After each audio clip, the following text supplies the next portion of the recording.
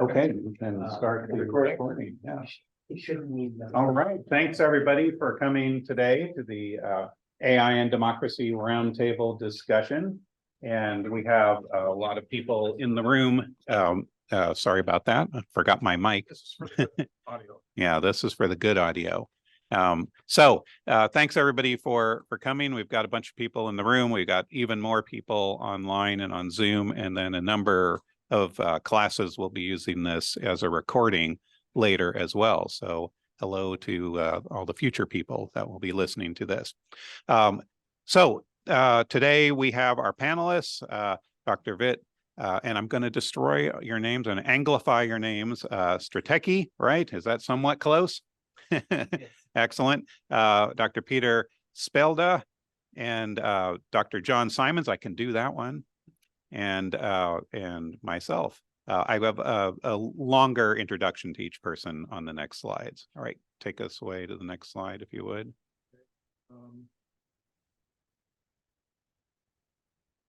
Here we go. So again, like I said, so many honors and accolades and positions and papers that all of my guests have produced. It would take us the entire hour and a half to just go through all of those. So I'm only hitting the highlights.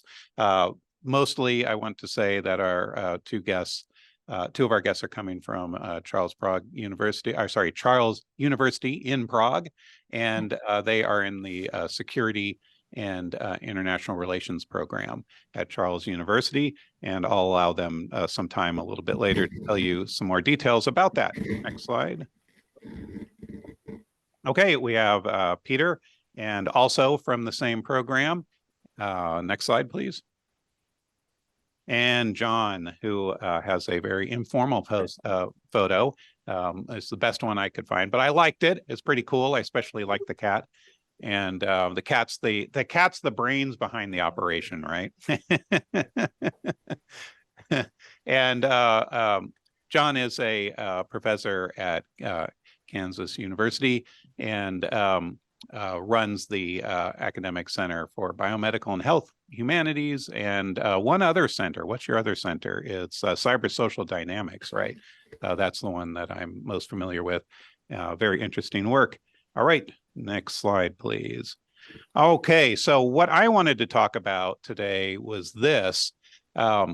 When I did my early graduate work here at Xerox Palo Alto Research Center. This is about 5 to 7 years before I arrived, but these were very important people that were still there at the time, and they had this motivation, which still motivates me, which was this idea, this thing they called ubiquitous computing, where everything about life was going to become digital, and it was going to become very freeing. And in fact, one of the subtexts of what was happening up there was this idea that these technologies were going to bring forth a flowering of democracy like we've never seen on this planet, because everyone was going to be was going to basically have what the Athenians had for almost free, right? So we're going to have access to information. We're going to become a digital citizen of the entire world.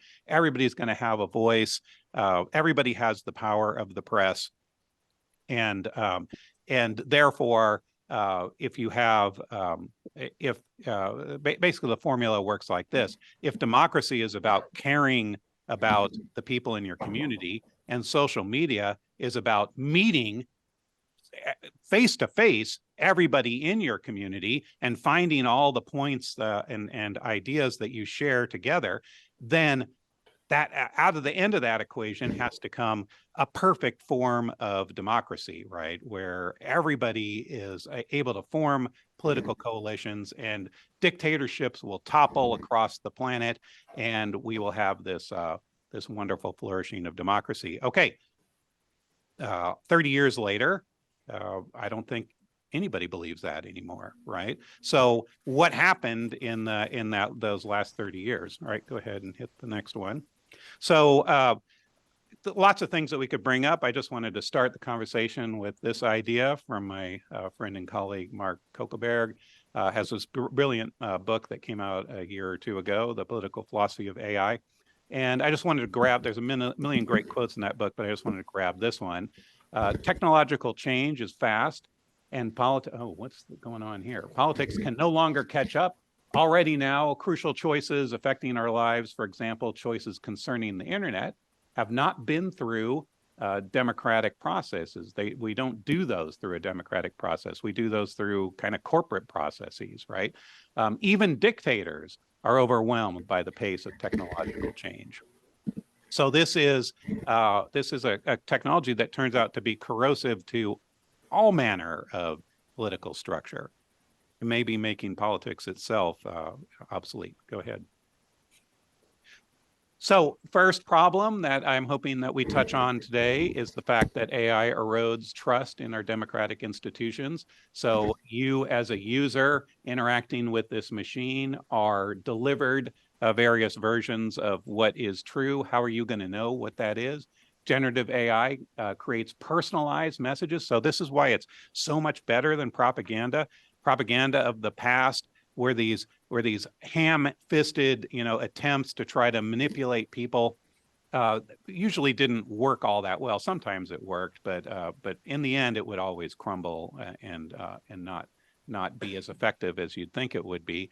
But this kind of propaganda is different.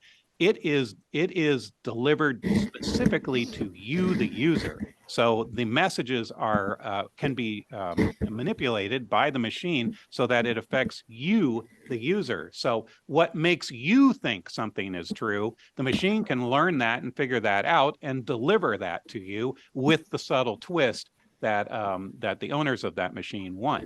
So we learn what sways you and what gets you to accept false information, and then we deliver that to you. And that's going to be different for you, and it's going to be different for you, and it's going to be different for me. But the machine can handle that, right? And so they can get all three of us to more quickly change our, radicalize us in various ways, right? So it's much easier to do. Okay, next slide. This one, AI creates digital avatars that can make candidates look more in touch with their constituents and make their opponents seem more out of touch.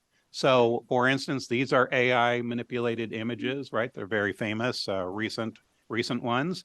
And Trump never met these gentlemen, right? Never, right? In fact, these gentlemen don't actually exist. They are AI created entities, right? Same thing here, right? Trump was never at this party. He never touched these people, right? Especially with this hand where the two fingers kind of meld together, right? Does Trump have hands like that? I don't know. That makes it even more creepy. I like this fingernail too. Check out that fingernail. So these are, but these images get sent around, right, quickly and easily, and change and can change your opinion of what's going on here. Why would the Trump campaign release these? Because they want him to seem like he's really in touch with these folks that they're courting to try to get their vote, right? They're trying to get the Black American community to back Republicans rather than the Democrats that they are historically associated with. All right, next one. This one is from last year, but presages what is happening in the elections that are happening this year. There are close to 63 elections this year that are going across the world. This is a massive test of democracy in the face of this technology. We can already see a few elections have happened and are done. This one that was in Argentina in 23 is considered the first AI election. And so here's a poster, right? All AI generated, right? This whole image is AI generated. And that's not the least of what's going on in this particular election. You can always tell AI generated stuff because the text, right, is always kind of unreadable in the background.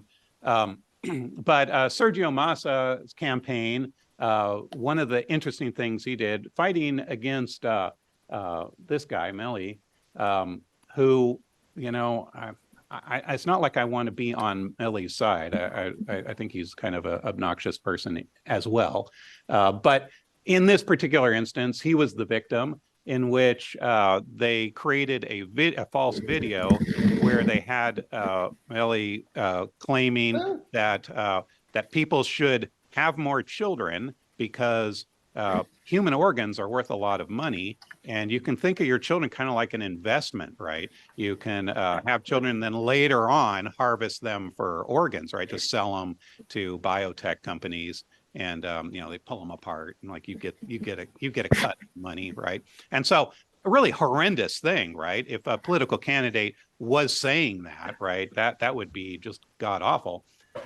So they make a video, you know, as if we caught this guy saying this really disgusting thing. Of course, he never said it, and it wasn't him, and the video was all fake.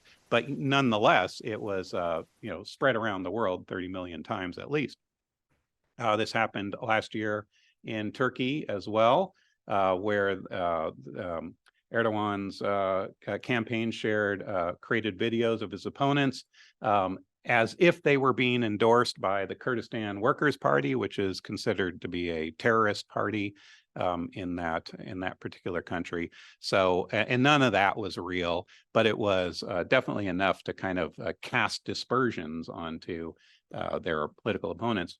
The recent one in our own election, right, is Trump retweeting the image of Biden hogtied, right?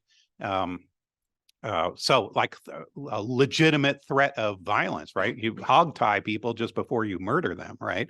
So, so that was, you know, is that a direct threat to the current sitting president, right? Is that a call to assassination, right?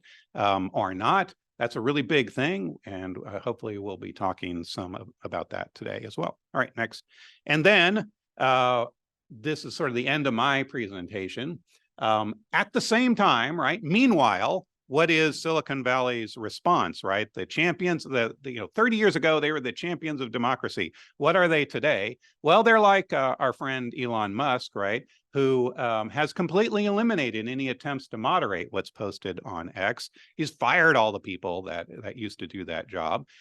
He's opened it up for, you know, quote, free speech.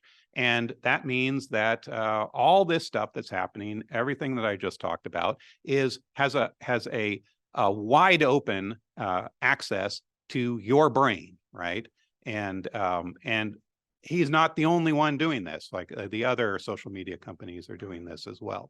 So we are in a really interesting position where these technologies have become more powerful to sway the electorate, and at the same time, we are eliminating all the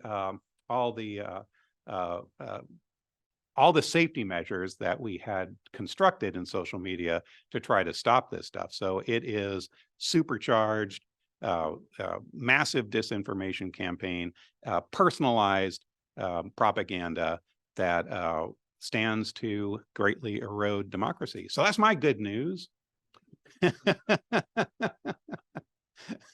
Let's see if these three gentlemen can save us. So how would you guys like to start?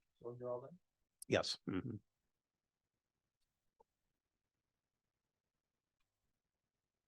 So you can use that microphone or this microphone. Here's the slides. Mm-hmm.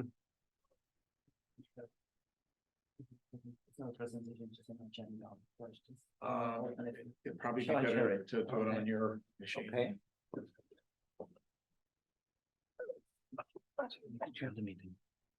Yeah. Maybe I'll Notice how the nefarious people in the world can manipulate elections with the press of a button, and we can't share slides. So how are we going to defeat these people, or right? turn on our mics. Or turn on your mics. Yeah. Yeah, let's use yours. So I'll. There are? Okay. So that was working? Yeah. Great. Well, great. Thanks, John. And thanks to everyone for being here And and share your. for being online. I'll just say, John largely, I mean, brilliantly framed some of the core issues here in terms of what's going on in a really important year for elections. I think we were talking earlier, it's close to half the world's population will be voting in an election this year, in a presidential or the stakes are high. So I'll just say, just to add to what John was saying and just sort of frame where we're going with the rest of the discussion today. Philosophers have long debated the value of democracy. Like, what is the point of having a democracy? What is the specific kind of good that a democracy as a political process gives us? And broadly speaking, these are generally, the goods associated with democracy are generally epistemic in nature, right? So we've talked an awful lot as philosophers about democratic processes being good ways to aggregate our preferences, to put all of our preferences together, good ways to deliberate, and good ways to inquire. And if you're inclined in that direction, if you think that in general we get truer outcomes or better epistemic outcomes if we use democratic processes, you are what's called an epistemic democrat, or you believe in what's called epistemic democracy. Now, on the other side of that is a skeptical position with respect to democracy. For example, Jason Brenner recently had a very important book against democracy, where Brenner and others have argued, Jason Brennan, and others have argued that democracies are not good means of gaining the truth or coming to good decisions, because democracies are populated by people who don't understand very basic facts about social science, economics, etc. So that we're actually, in a democratic process, it's an unreliable epistemic process. So Brennan and other opponents of epistemic democracy actually think that it's a bad method of inquiry, a bad method of pursuing the truth, etc. So now we enter the age of AI, where we have this really extraordinary cognitive prosthetic. So we have a way of, let's say, for example, supplementing or adding to our cognitive capacities, our epistemic capacities. So this would be the bright side. The bright side would be, well, okay, we've seen all these threats to the democratic process, the threat of misinformation, disinformation, etc. But there's also the possibility of AI as something like a prosthetic for reasoning and for decision making. So that's the epistemic piece of this. So an AI could play a salutary role, a helpful role in that respect. And we've actually argued something along those lines in print together, the three of us. So in addition to the dark side of disinfo, misinfo, there is that. Now, but we have an even darker side. And this has to do with the other value of democracy. So the other value of democracy has to do with our norms and our values and what we genuinely care about. So if we think of democracy as collaborative decision-making or collaborative division of resources, the key here is collaboration. Collaboration means community. Community means the folks we're affiliated with, the people we care about. And that ultimately, what we're doing in politics is working together in a non-coercive way, hopefully, to make decisions that further our values, right? So this is where the values piece comes in. And notice over and over again, I use words like we or community, et cetera, et cetera. So what can AI do that's exceptionally harmful? We've seen already with social media. What can be exceptionally harmful in these contexts is ways of shifting affiliation. So ways of realigning our affiliation groups and reordering community structures and social networks such that we no longer identify with X, Y, and Z people, and now we identify with A, B, and C people according to interests that maybe aren't our own. So that's one critical piece, is that we've already seen the effects of social media on polarization. Now we can see the effects on social structure more broadly, on affiliation more broadly, thanks to AI. Then finally, we talk a lot about what we care about, or I've talked about what we care about, what our values are. So our values, our preferences, as political scientists will call them, can also be manipulated via AI. So the second major threat in this domain, in the kind of non-epistemic domain, is manipulation of preferences. So we have reordering of community structures, manipulating preferences, and those would be the critical challenges to democracy from AI, from my perspective. So once again, epistemic questions, we've talked about that. Planning, decision-making, inquiry, etc., coming to the best decision. And then this more social/emotional dimension of democracy that has to do with community, affiliation, and preference ordering. Both of those are targets for intervention. So the tech companies know this. So maybe we'll jump to Petr, and Petr will tell you about what OpenAI and Anthropic have just done, and maybe we can jump in, and I'll be quiet from here on. Okay, let's start with you. Great. So yes, thank you very much, and thank you very much for having us and for treating us, so greatly here. That's very much appreciated. So indeed, based on what you said, and also how John kind of summarized the situation, I think we can follow up with this little agenda that we kind of prepared for our today's meeting, because we've been developing together with Petr, and Petr is a principal driving force of this socio-technical program on AI at Charles, at the Department of Security Studies, and we've been dealing with a lot of kind of issues connecting computer science and social science, and we try to put forward, the basic foundational argument that AI is actually a socio-technical phenomenon, that the social element is obviously extremely important for many reasons. I mean, obviously works with data that are social. It has immense implications. Some of them were already mentioned, but also there are many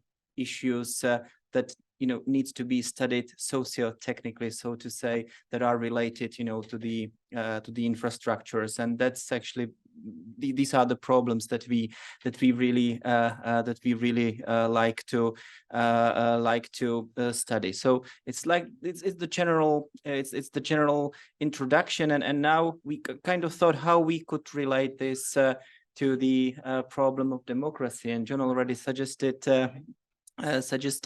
a couple of ways. And if you look at the AI and democracy debate, the current one, I think you can easily divide the approaches into two major groups.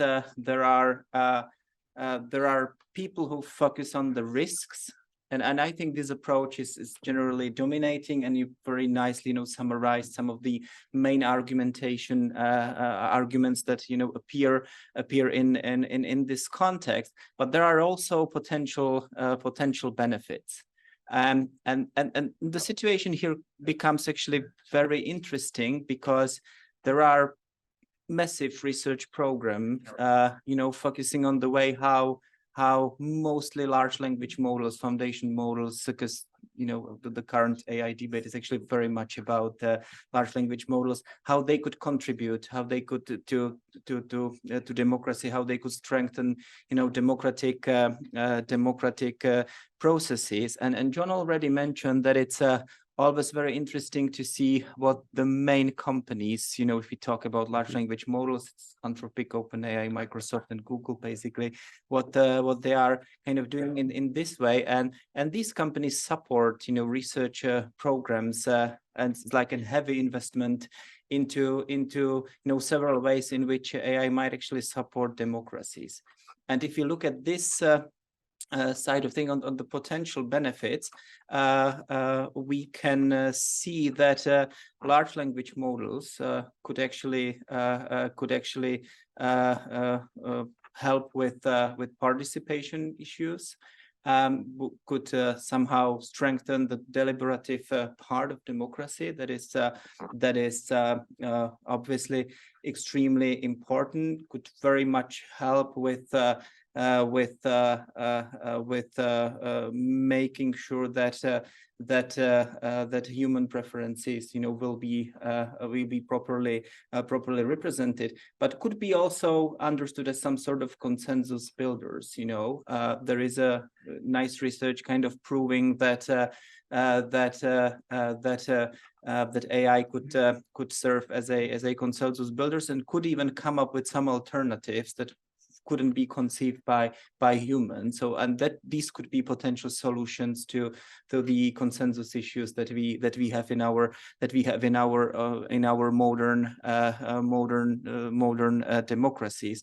So it's a preference extrapolation and consensus finding in polarized environments that we have here, and there is a special research looking at a generative social choice, the combination of computer science and political science, and where you have some kind of provable results. Still kind of theoretical, even if there are some projects where these kind of elements are tested. There is the entire history of the ways in which technology might actually help with participation problems. It was usually more connected with conventional platforms, but now there are even some projects that involve actually LLMs, and I think one of the typical examples might be Taiwanese project Pol.is, where again the models actually quite successfully, try to suggest some solutions to the pressing, issues of the Taiwanese society. So that's the potential benefits. And now here comes the very interesting twist, and with that I leave the floor to Petr, because if you look at the ways how the companies, currently approach political process, you see a very different picture. So yes, they still invest into this kind of research, but if you look at our latest policies, they seem to stay as far from politics as possible.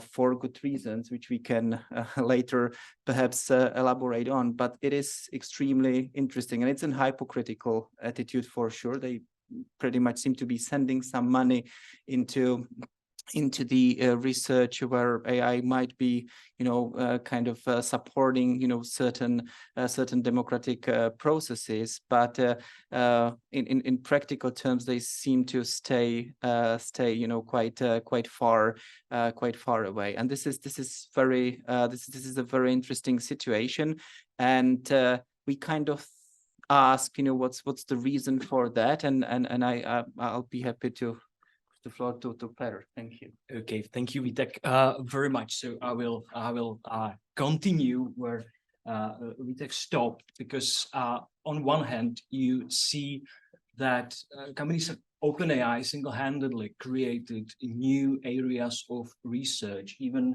when it comes to social choice. So we now have generative social choice, and we are unable to see these opportunities before. So we have projects Vitek spoke about. So learning your preferences, extrapolating them on new issues to remedy the issues of decreasing willingness to participate in democratic processes. We have situations where you use a language model as a proxy for finding a consensus in situation where the preferences on the individual parties, but the parties cannot be enticed to be in a single room because the issue is so polarizing. It's very, very hard to have inclusive and respectful debate. So we see a lot of opportunities, yet this year we will see that huge cycle. Many people will be voting, and if you look at the arrangements, Anthropic, for example, OpenAI are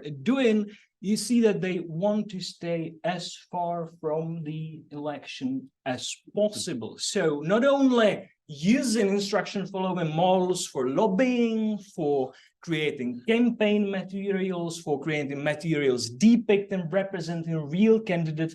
This is not, and this is not allowed. The only thing which will happen is that if there is a user request which has to do with elections, they will provide in the response authoritative information on where, when to vote, whether you are eligible to vote. So it's purely procedural information, and the actual ideological content should not be a part of any task which is to be completed by an instruction following model. And we might ask why this is the case. So one possible response to this is that this is sort of the second generation of internet companies understanding the risks, as my colleagues already discussed, the risks, impacts of disrupting technologies on society, on democratic processes. So we might argue that they learned their lesson and they would like to continue developing their business because, by the way, it's still not profitable. So if you are speaking to ChatGPT, the runtime inferences, the margins are still very low, if any. So there are great projects, technical solutions to make the profit margins better, but it's some way ahead, and it would be very bad to create a regulatory capture because simply you fail to learn your lesson. On the other hand, we believe, and this relates or even follows directly from our research on alignment, we think that this bifurcation between single-handedly creating new research fields and trying to stay away from real electoral processes as possible, this has to do with understanding that what we have in terms of safety methods today, I'm speaking about alignment, the workhorse method is reinforcement learning from human feedback, which is being used to create instruction following models, followed by red teaming, which is an adversarial testing procedure. It doesn't have a good definition. It's a big tent idea. So here in the US, Biden-Harris executive order, or Biden's executive order, is mentioning red teaming as a key component of safety practices in the US, yet there is no definition. So it's a huge problem. And the thing is that, and I will get to this in a moment, the problem with the combination of learning from human preferences, reinforcement learning from human feedback, training the reward models from human preferences so that you can use reinforcement learning to create that instruction following model, followed by red teaming. This is an empirical method, empirical testing method, and you cannot derive provable guarantees on safety. So if you follow the research programs cultivated internally at these companies, you will see that they tacitly acknowledge that there is a gap between the capabilities of the security tools and the desired level of safety guarantees society, politicians, regulators would like to see. And this gap is filled with what we call security practices. And this is the ways in which they use reinforcement learning from human feedback or supervised fine-tuning together with red teaming. The problem is that you will not derive dependable guarantees. What will happen if you use this correctly? You will get a great consumer product. Great in the sense that if you are a casual user, common user, the model will not spew some toxic responses to really normal requests, because there is a lot of bad inherited from the base model you use to create that instruction following model. But the problem is that to be able to remove all of it, it's impossible to prove it. So verification methods, coverage methods, it's impossible. It's impossible to do. And if you start collecting human preferences, you will get all the issues we know and we know are associated with human preferences. So you will have inconsistent human preferences out of malice, out of incompetence, out of the perceived difficulty of the task. you will not have all the human preferences on all the tasks, which might end up being completed in a harmful way. And the base model, the pre-trained model pre-trained with the next token prediction objective is so huge that you cannot ever get the full coverage. So when you are trying to train a reward model, what happens is that during training of the reward model, the human preferences are generalized. So on top of all these issues with human preferences, we now have their misgeneralization. So the reverse signal, which is being fed to the instruction model you are creating, will be bad as well. And you are trying to find the gaps by red teaming, but you are never guaranteed to find all the gaps. So the issue here is that we reached a situation where the stakes are really, really high this year. We have an ecosystem of products. This ecosystem of present companies behind it would like it to develop more. However, the security tools they have at their disposal, they are insufficient. So they are trying everything from public-private partnerships, which lead to regulatory tools like Biden's executive order. Over back home in the EU, we have the EU AI Act just passed into a law. So we have a lot of similar things, like, for example, the threshold in terms of compute. If you breach it, you need to report to the government. And we are yet to see how this will play out in the US, because, for example, licensing for large-scale experiments is not out of the table. So a lot of issues. But the bottom line is that it's not only the cause behind being so unwilling, so cautious, so careful with intervening in electoral processes, even if there are possible benefits that can be created, is not simply that the companies learn their lesson. It's more importantly understanding that what they have right now is a set of product development methods, not not dependable safety procedures. And this is a huge issue. So, and we now can move, and I perhaps should pass the mic because I don't want to steal too much time, but now we can speak also about how, when we are really generalizing from human preferences to build instruction following models, how we should speak about those human preferences. And nobody's speaking about it in the proper way, in the proper social choice way. Nobody's speaking about aggregating individual preference profiles on possible responses of the models to sensitive inputs, whether perhaps if you are training a reward model, whether this is not already implicitly happening, if you have more preference profiles to a single sensitive input, what is happening while the model is being trained? So because, and I use this anecdotal frame when I'm explaining this to my colleagues and students, we are, after all, our department is hosted at the Institute of Political Studies.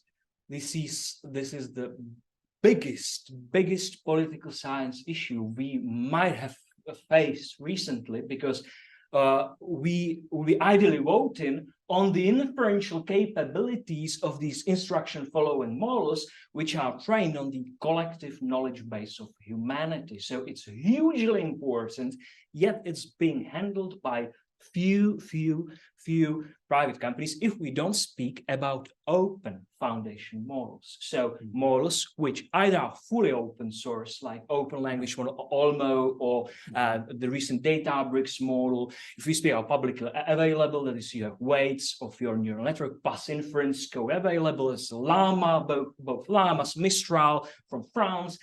So these, in some sense, we get a lot of understanding of their safety, being capable of experimenting on them. On the other hand, you cannot control the downstream use. So this is a hugely important for all the generative AI misuses, because there is nothing to be done. And by the way, there is a strong empirical research on how many samples less than 100 you need to remove alignment which was quite expensively put in place over at Meta. So it's really not dependable what we are doing in terms of safety, and we need to really understand the risks, not to have a binary debate between adherents of open source and companies who are trying to make their products profitable. So I'm passing the mic perhaps to John or to Vít. Well, what I would like to do is make sure that we address questions that come from the audience. So we've each had a chance to say something. So I want to open this up. Anybody has a question, just raise your hand in the audience. And then if you're online, Anthony, can you watch the Q&A online and let me know if there any questions come up? You don't have to ask them right now, but if you have one, this would be a good time to interject that. Is there anything? Otherwise, you're going to listen to my questions. Are your questions interesting? Of course not.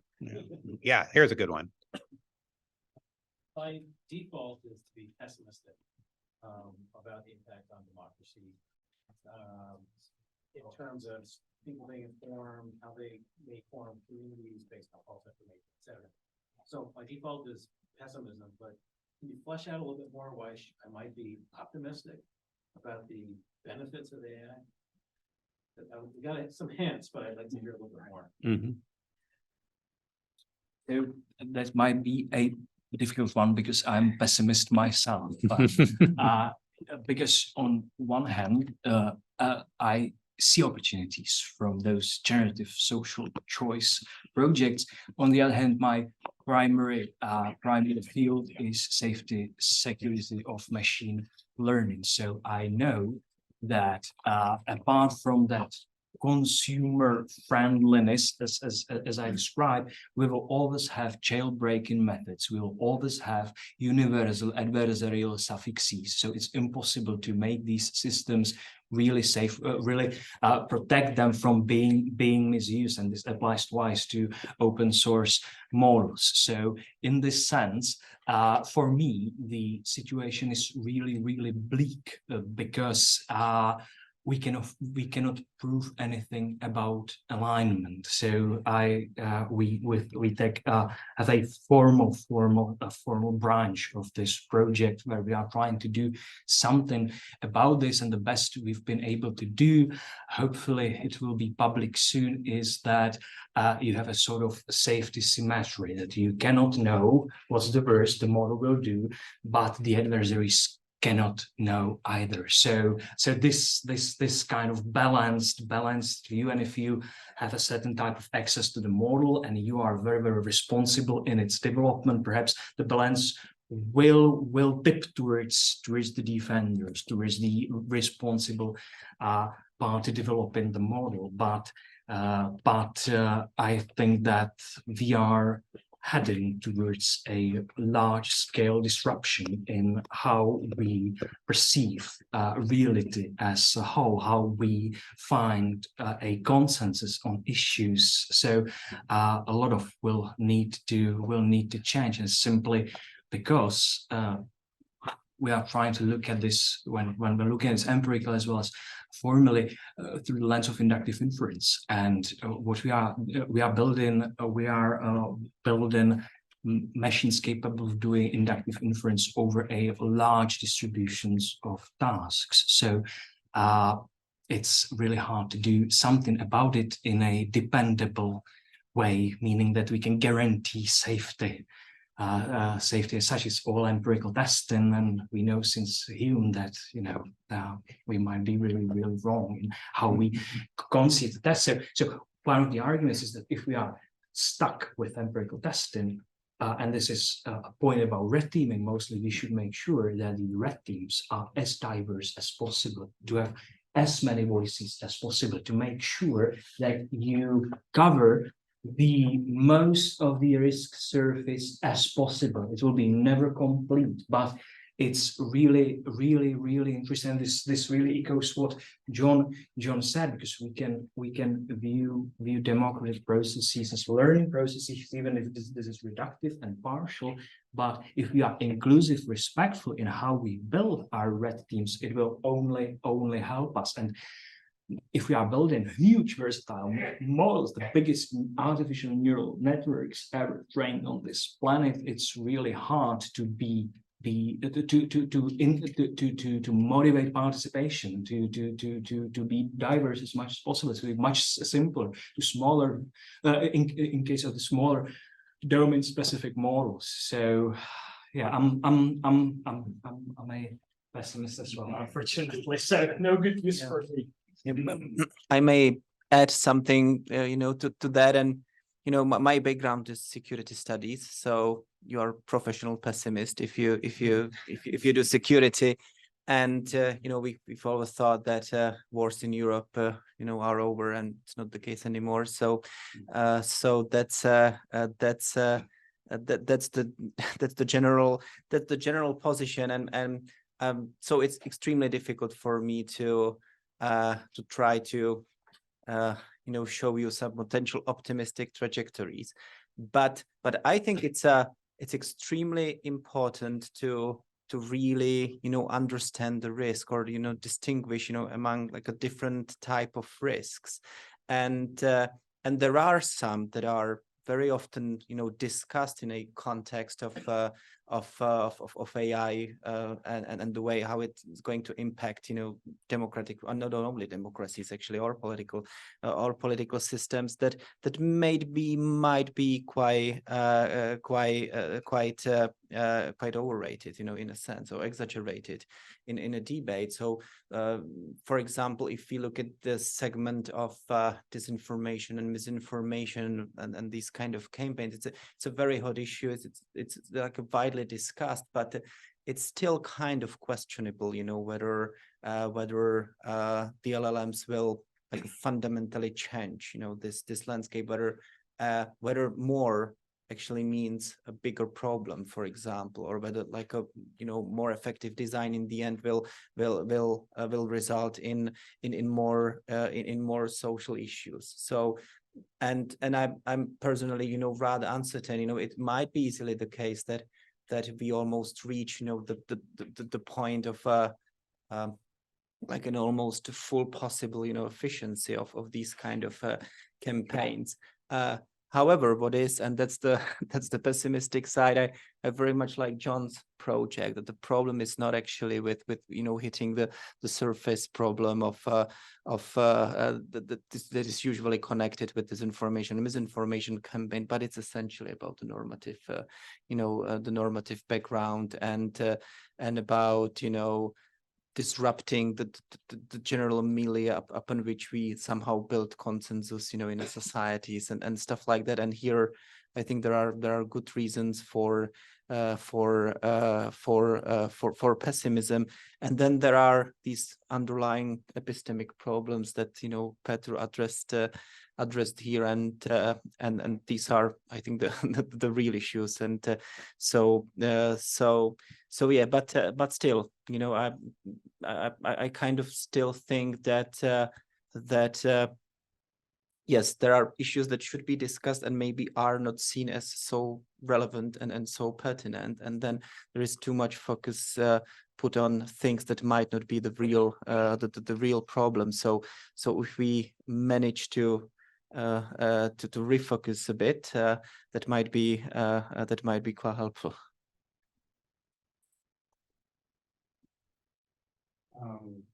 I'll try to not forget what I was going to say. Go ahead. Well, I'm long-winded, so you might, by the end of this, you might forget.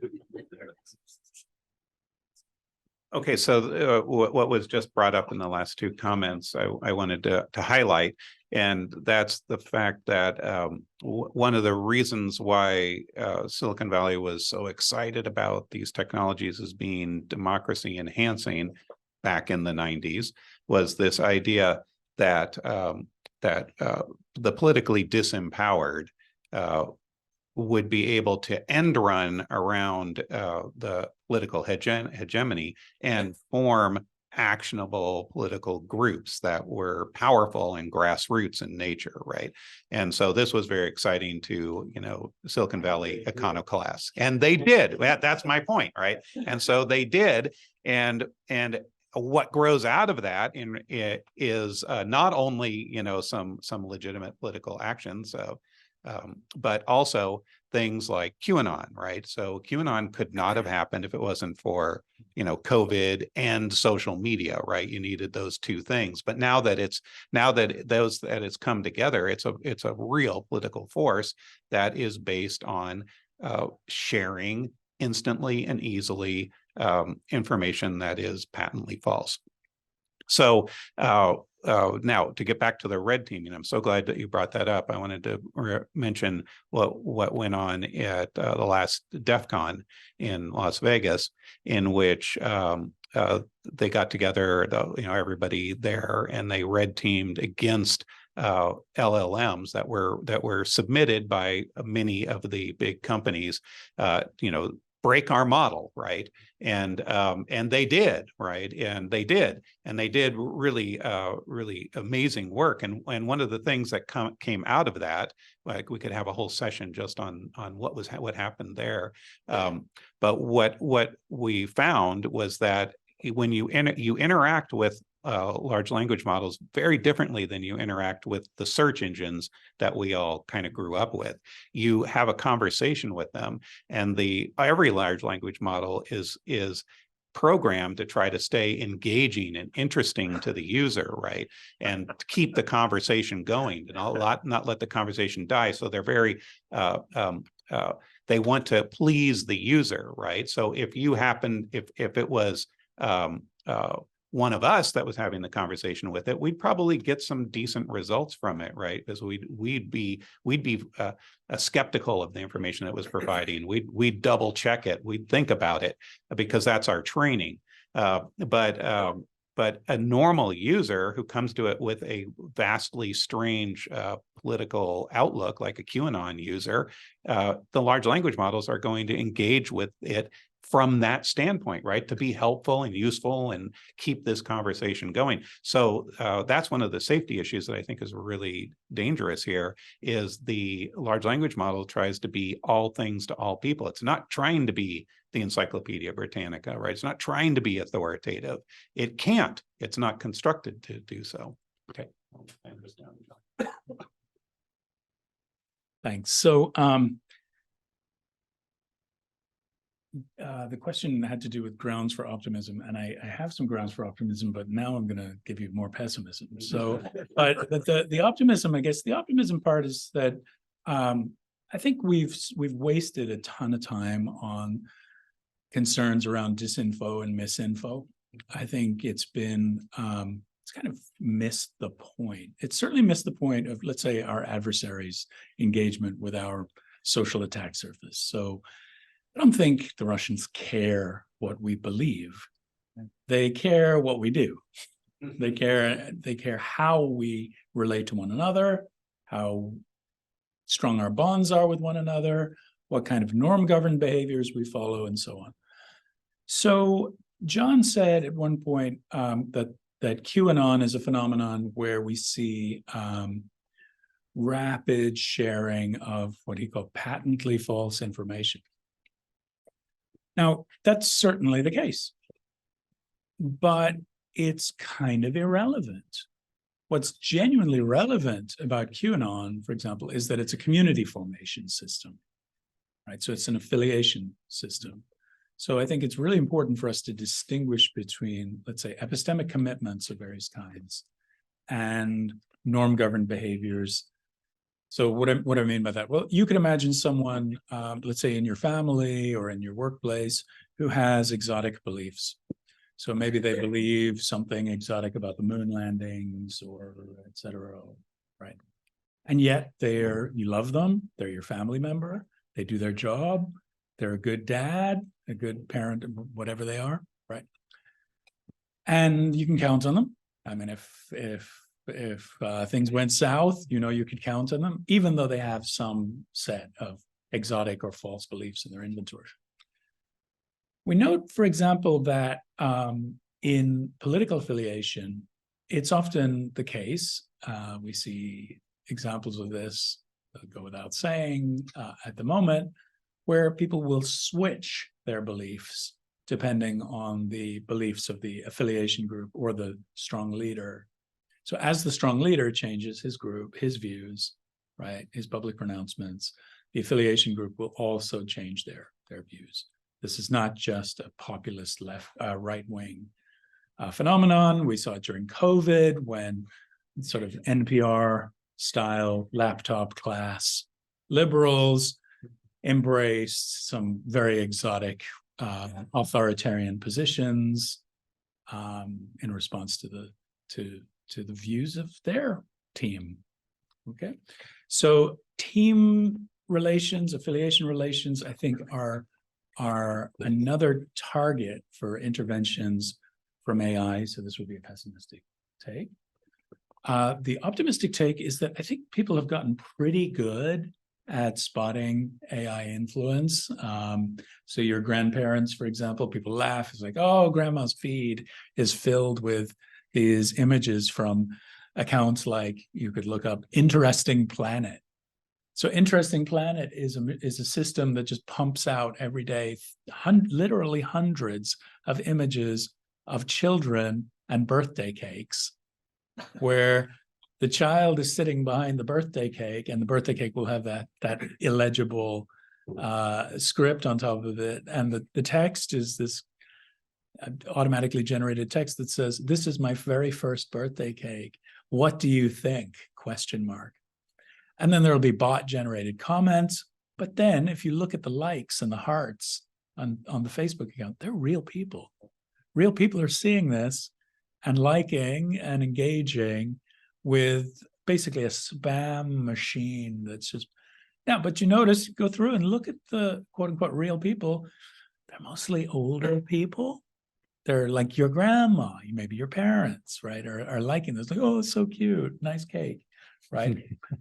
But none of you would likely engage with this, and my children wouldn't engage with that. I mean, you laughed when John pointed to the number of fingers or the bizarre finger phenomenon. Everyone in your generation sort of recognizes, okay, there are these obvious tells around AI-generated imagery. And I think generally what we have is increased levels of skepticism with respect to the public information space. And how we understand that skepticism, we could talk more about. How we understand the cultivation of epistemic authority, we could talk about. But epistemic authority, like the idea that you would trust, let's say, the CDC, or what you hear on NPR, or what you read in the New York Times, all of those kinds of trust relationships, those are socially structured markers of affiliation, primarily. Very few people care how New York Times fact checks or verifies their information, et cetera, et cetera. They just know that people like me read the Times and trust the Times. Okay, so the people like me phenomenon, like, who is my team? Who are people like me? What are they doing? What are they thinking? That is much more critical, I think, to the shaping of political life in democracies than disinfo and misinfo, which I think we've really exaggerated that. We've also used it to reinforce certain kinds of social and political affiliation structures or hierarchies. And where my center focuses right now is on work around the social attack surface. And we barely understand what's going on there. So we barely understand how it is that our adversaries, frankly, are intervening in the kinds of, obviously, affiliation relations, but also social norms. And those social norms are often constitutive of our critical social institutions. So the Chinese can buy an aircraft carrier, no problem. They bought a bunch from the Russians, right? But putting together a carrier battle group is a social project. It's not a bunch of metal and wires, right? It's a social project that has taken the United States an awfully long time. It's a bad example because aircraft carriers are now obsolete, but that's a process that building a social structure that took over from the British Navy, et cetera, and took a long, long time for us to develop the social organizations and norms that can permit a carrier battle group to be a successful operation or successful organization.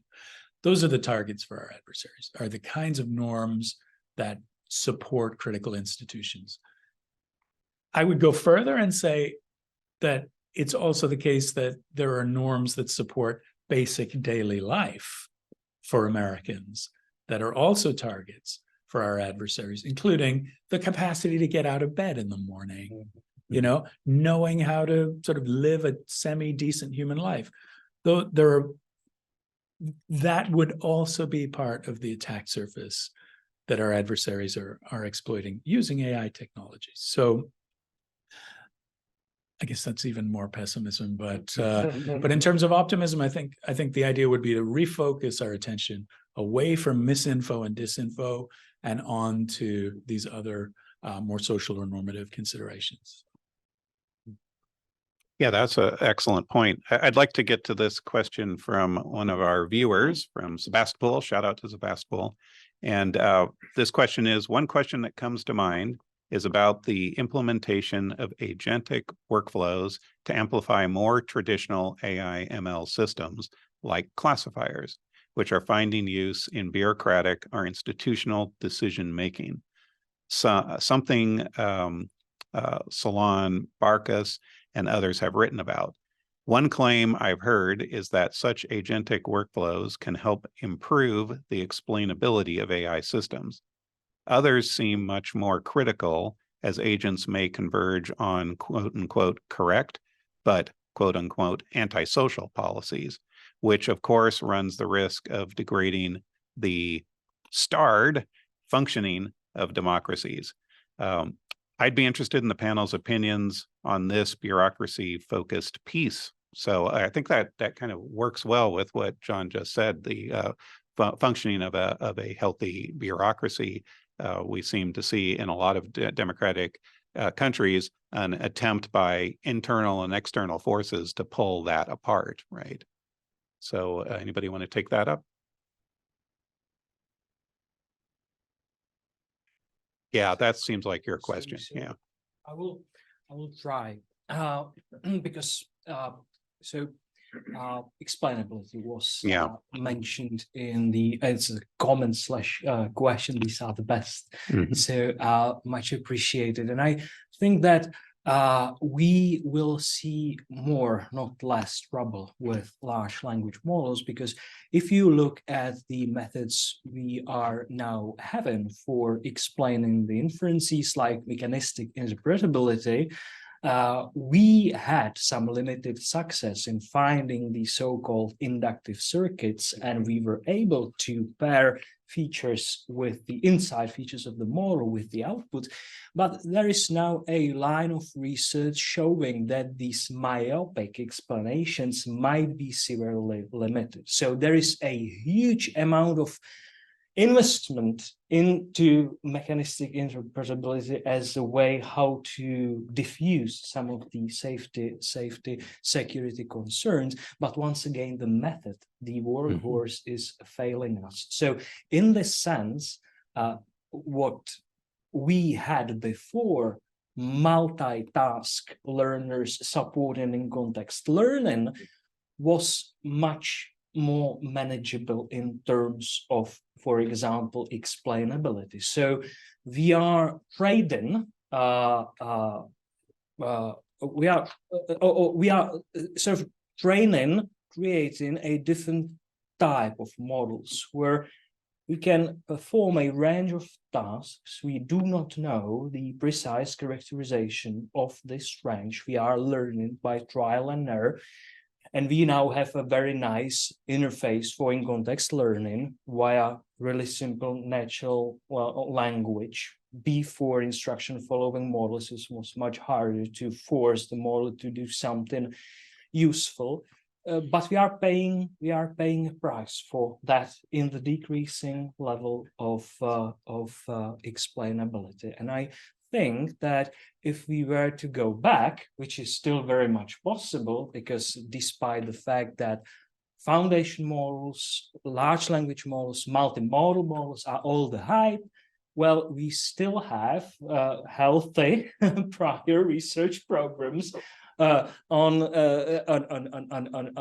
models for computer vision tasks, even and NLP is pretty much dominated today. But if we were really interested in robustness narrowly defined within some agentic framework, we might perhaps go back. It doesn't necessarily mean not to exploit the latest developments we're able to create, but it's being finding a better tool for the task. So you are not required to use a single seemingly general purpose tool for every task out there. However, once again, it will be a tough job to responsibly introduce ML to public administration, to bureaucratic processes. It's an issue in itself.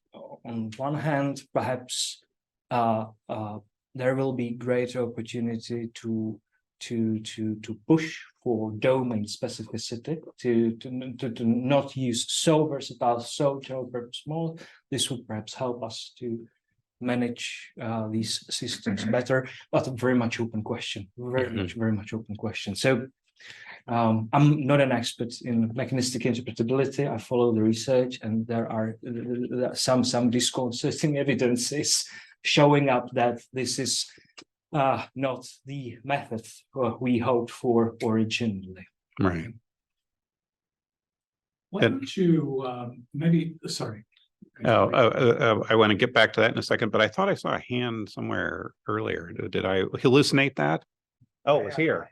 Yeah. I don't want to draw you off of your course here so far. Fingers. Yeah. But I can see you in my naked senses, so you are there. Yeah, that's right. Question from Moscow. Well, I really appreciate the conversation. Lots of ideas here. One thing that's kind of coming to mind for me, and you kind of talked about this in terms of the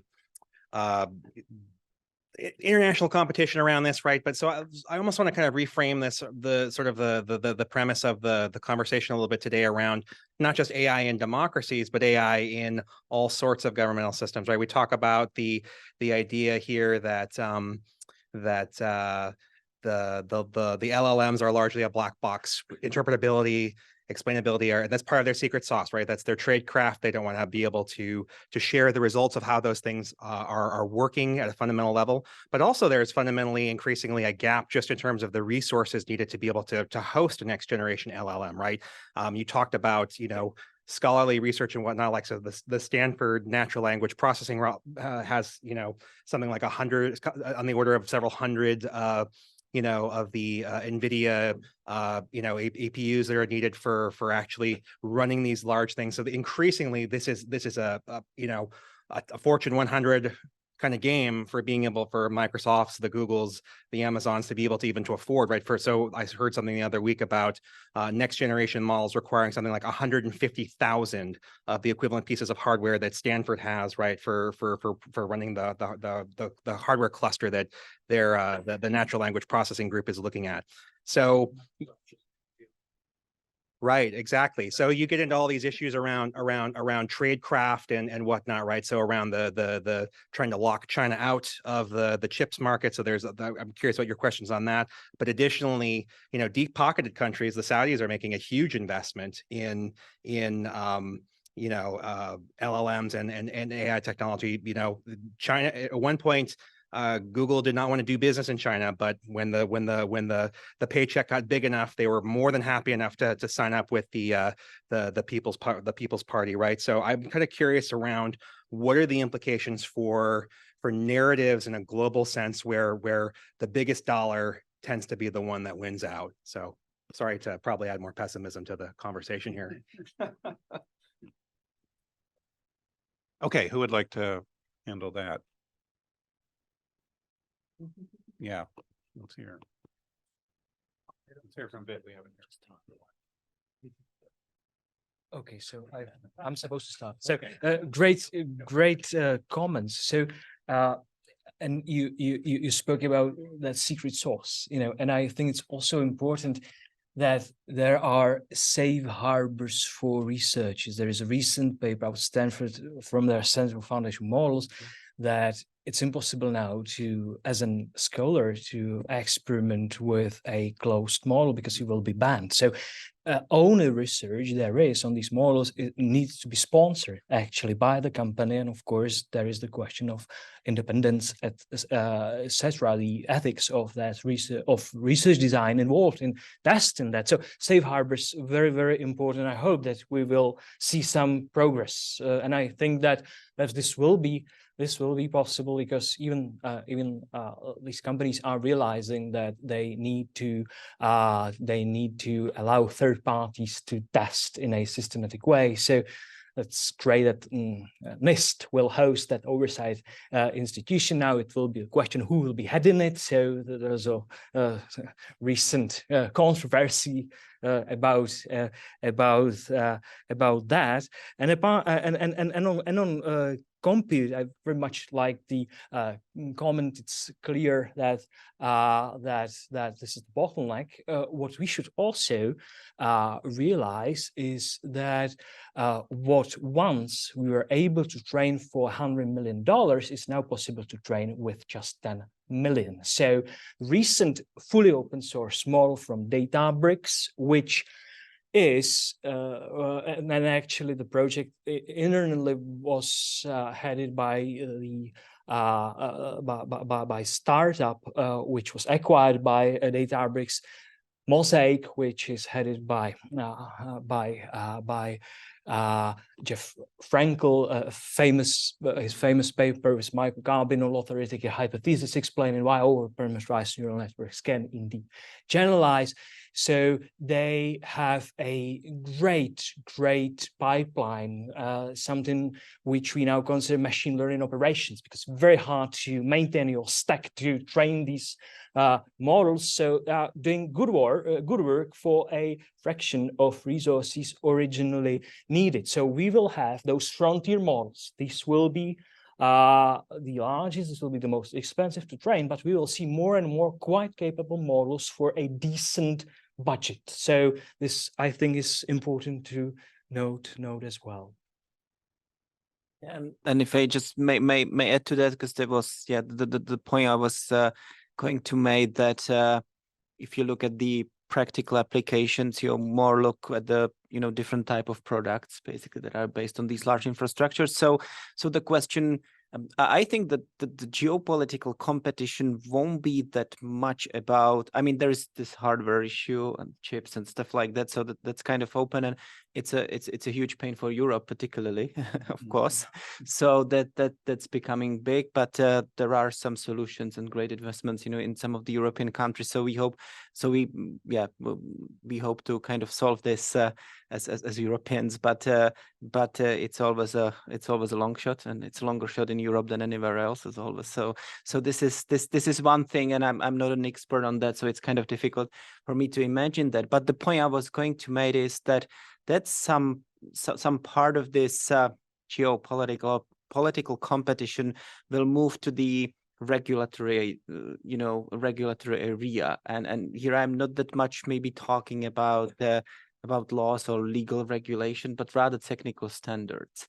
And because Petr already mentioned NIST and the procedures that are ongoing in the US, as always the EU is slightly behind, and so we have a strong regulation. We have an AI Act that kind of assumes immense number of technical standards that don't exist, and they are socio-technical, as we love to say, and I think we even don't have that many experts kind of capable of developing that. We have the technical ones, but I'm afraid we don't have enough those who would think about questions we are trying to address, and the way how you're going to regulate, you know, the environment through particular technical standards will be, you know, extremely important here. And this is perhaps, you know, the area where the game will be played. And again, in some ways, it kind of resembles, you know, the regulation games that we know from other, you know, internet platforms or social media. So yeah, this is something that we need to look at as well. Hey, John, you want to say something? We're in our last few minutes. Last few minutes. Yeah, why don't you give us your closing comments? Well, I just to follow up on what's been said about the power of these giant corporations and the role of money in the future of AI. I mean, I think we shouldn't neglect, let's say, some of the more positive and hopeful signs here. It looks, for example, as though AI tools elevate the efficiency and productivity of work from those of us who would have been most disadvantaged going in. So high performers don't seem to be enormously helped in their jobs by AI, but you know, folks who weren't doing as well do seem to be dramatically boosted in terms of their productivity and efficiency. I think what's happening generally in terms of the potential economic benefits, these are enormous. I think it is going to require kind of a new form of capitalism where these very large companies take the lead, are leading, have the resources to do what, for example, Microsoft is going to do with nuclear power, et cetera. That's just the inevitable, I think, shape of development in this area.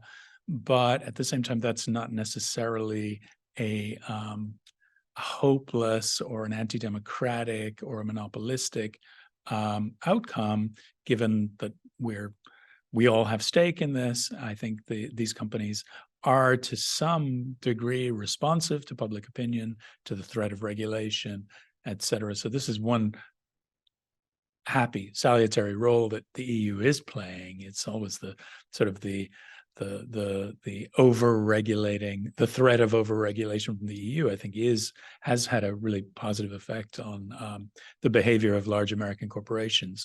So I'm not super worried about that. I think general increases in our wealth as a society that will come from this will probably offset some of the other concerns, but I don't know. We'll see. That's my hopeful remark there. But in terms of democracy, maybe Petr and Vitek should wrap up. Well, I think that I spoke too much already, so I will answer to Vitek. Well, no, I mean, it's just to make a few, you know, final comments.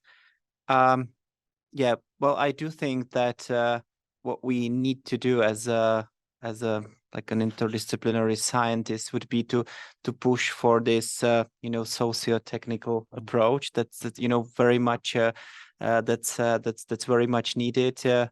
We need people capable of, you know, following some elements of the technical debate and understanding, you know, social and epistemic implications for that. So this is one thing. So, you know, for us at the universities, it's definitely about developing this kind of interdisciplinary programs, and we are trying to work on this a bit, you know, at Charles in our program, and kind of preparing one interdisciplinary PhD. So this might be this kind of flashes of hope, you know, as potentially as well, that we get people that will, you know, understand the problems and maybe that should be capable of coming up with some sort of solutions. And yes, in terms of democracy, I think it's pretty much, you know, the same as with the general point about capitalism that John just made. I mean, we are expecting a large transformation, a large social transformation. That's for sure. And even if we kind of agree on being very pessimistic, you know, it's I still think, and the question is whether we can frame this as like an optimistic point or not, or pessimistic point. But I simply don't think that we are able to think through, all the ways in which this kind of social transformation will happen. There will be many unconceived, unconceived realities sort of coming, and we may be hoping that not all of them will be just grim. Yeah. So yeah, maybe this might be the final word from my side. Thank you so much. Yeah, thank you so much for helping with this today. And it's a big topic, and we're going to have more discussions here at Sonoma State going forward. But what my closing thoughts would be to remember my mentors from the old Silicon Valley, and many of them are gone. They have been erased from the RAM of reality, and they exist in the CPU in the sky now. But one very important thing that I learned from them was that if you accept what comes out of the box, you deserve what you get. You need to, as the old hippies used to say, learn how or be controlled, right? And that means that education is really the key. If we don't want this pessimistic world that we can see, it's going to only come from people like yourselves who learn what's going on, learn how to interact and construct and control and reform this technology towards a more democratic end. And that's what we need, and that's what we're here at the Center for Ethics, Law, and Society to promote. So I want to thank my guests today for helping us along this very difficult path. And I'll give them a hand. Thank you. Okay, so we'll be around for a couple seconds if you want to, people in the room want to ask some questions and get some autographs or whatever, to take some selfies. And thank you all for coming. We'll see you around. Thank you. Okay, I'm going to stop the recording. Thank you.